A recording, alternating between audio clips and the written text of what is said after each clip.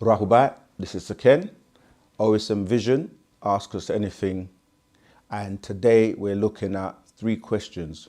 Remember, you can submit your 3 questions by filming yourself. You can just use your cell phone or your mobile phone, film 3 questions, and once you're happy with them, submit them to osmvision.wetransfer.com. All right, so let's get to the questions we have for today. Question number 1. Rahubat Moisar. I've got 2 questions.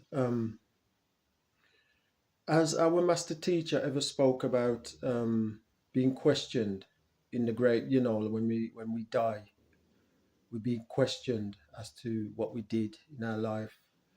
You know, because the reason why I ask that question is because I know that Muslims speak about at death. You are questioned in the grave. So I'd like to know, what is that? Our master teacher, Pana Babiyanan, ever spoke about that. Okay, so the first question is regarding being questioned in the grave. Unfortunately, religion has done such a terrible job on our minds, and this is why Wusabat is here to break the spell. Those concepts from the 3 frogs, known as the monotheistic religion, Islam, Christianity, and Judaism, they pick or have taken a lot of their stories from, so let's start from the youngest one being Islam. A lot of what you find in Islam comes from the Old Testament and the New Testament. And pretty much what you find in the New Testament comes from the Old Testament. And the Old Testament itself, including the New Testament and Islam, all come from the Sumerian tablets, which are the Enuma Elish, the Gilgamesh epics, the tablets of Atana, the Astrahasis.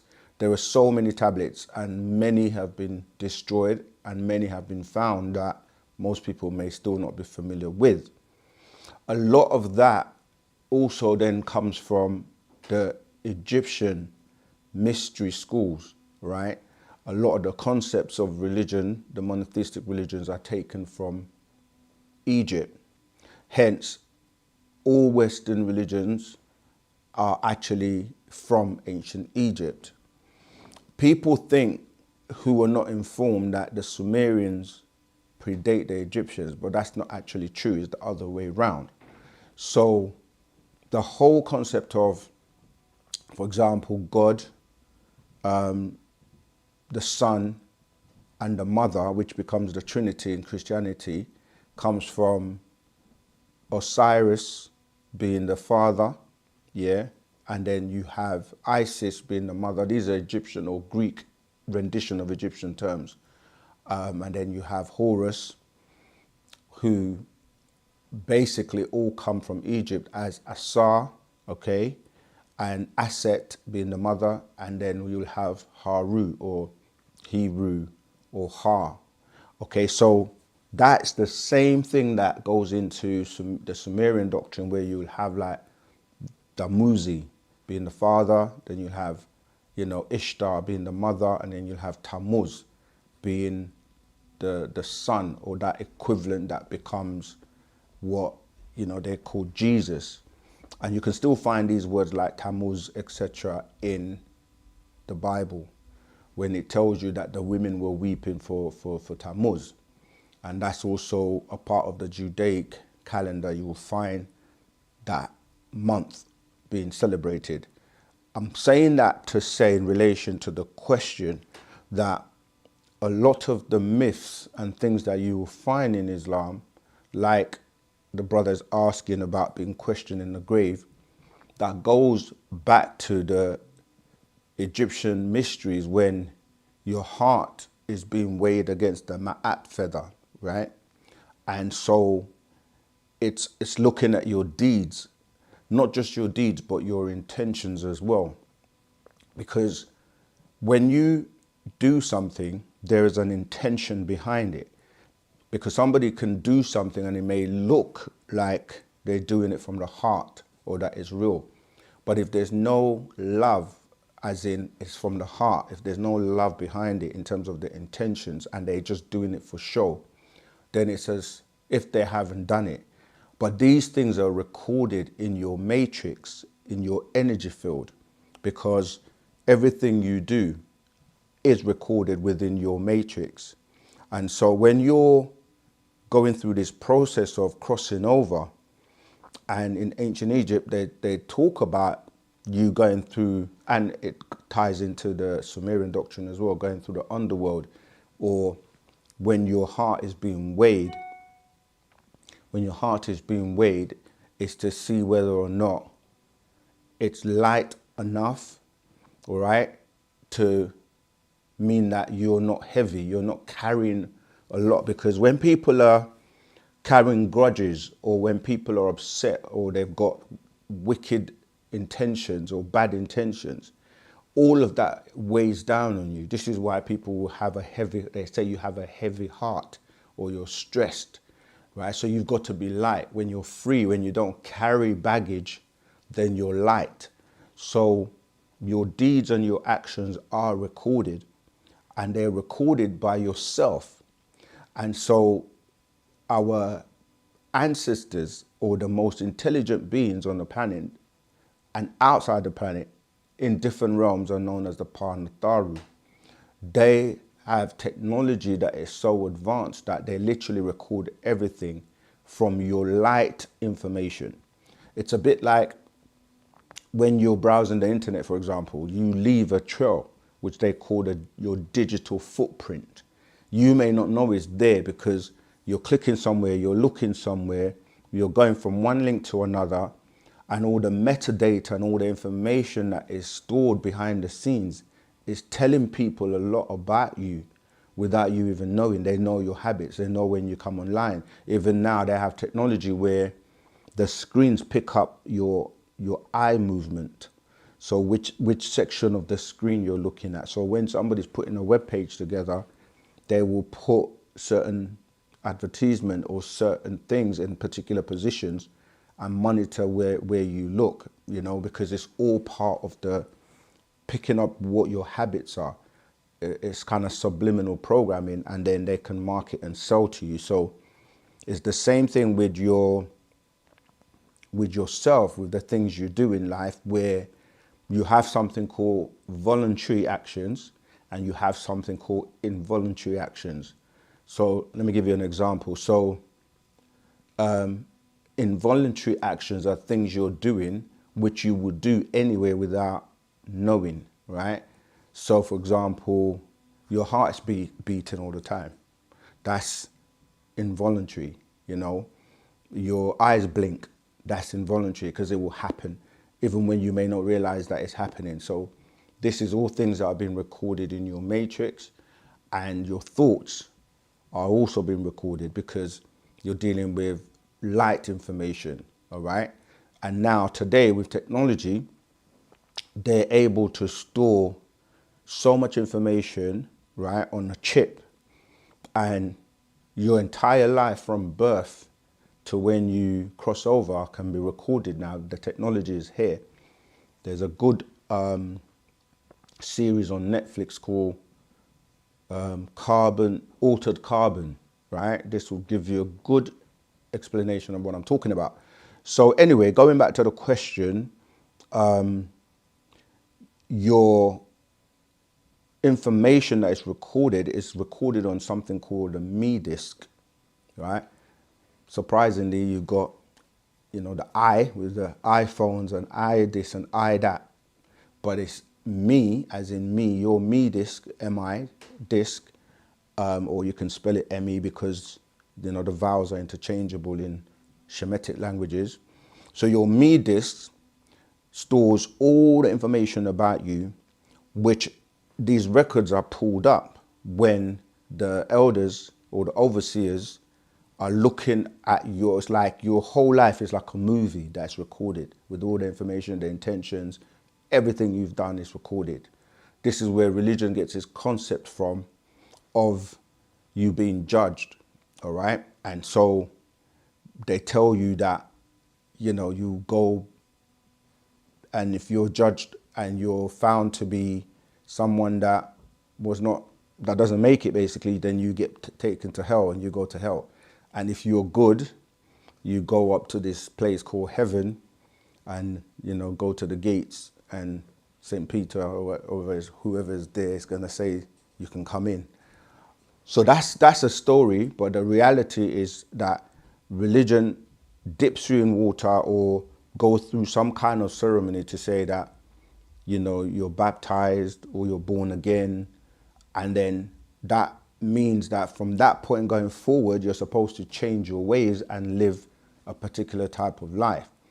But in reality, most people just think that just because they've been baptized that they're saved, but really they carry on living their life, doing the same things that they were doing before.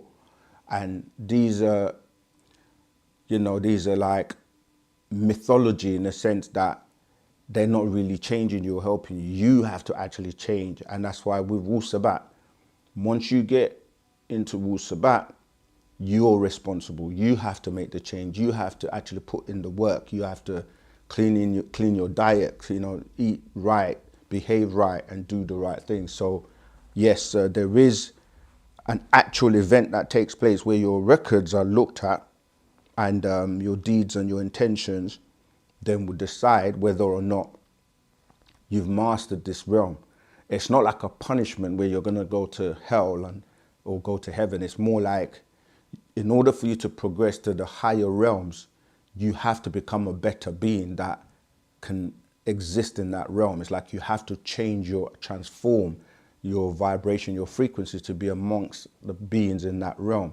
And if you're not, you can't actually, basically coexist in that realm. So you go back and you come back through what we call the wormhole, or you go into the light, which is a wormhole that brings you right back here, so that you can then learn to correct the things you didn't do the last time, and you get many chances to keep progressing. And if you don't, then you kind of judging yourself. So there's no one that is judging you but yourself, because you judge yourself by the actions that you do every day. So for example, if you decide to smoke cigarettes and it tells you cigarettes will cause cancer or can kill you, but you continue to do it, it may not happen straight away, but eventually it will affect your health. So you're judging yourself every time you smoke that cigarette. It's not just cigarettes. It could be anything that you're doing in excess.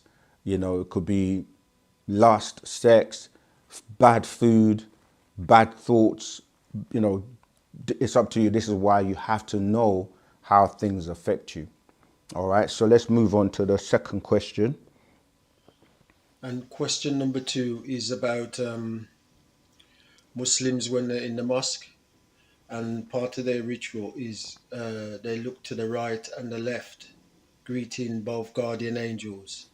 What they say is guardian angels or recording angels or something like that. What is the purpose, the true purpose of these angels, according to Wunawap, what our master teacher teaches us? Does that relate to us? That's the second question. Wadu.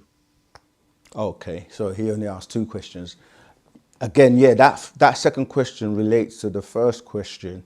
Like I said, it's a concept that religious people have, and there are many things in religion that people say, but they don't go into the details or can't break it down when you start to ask them.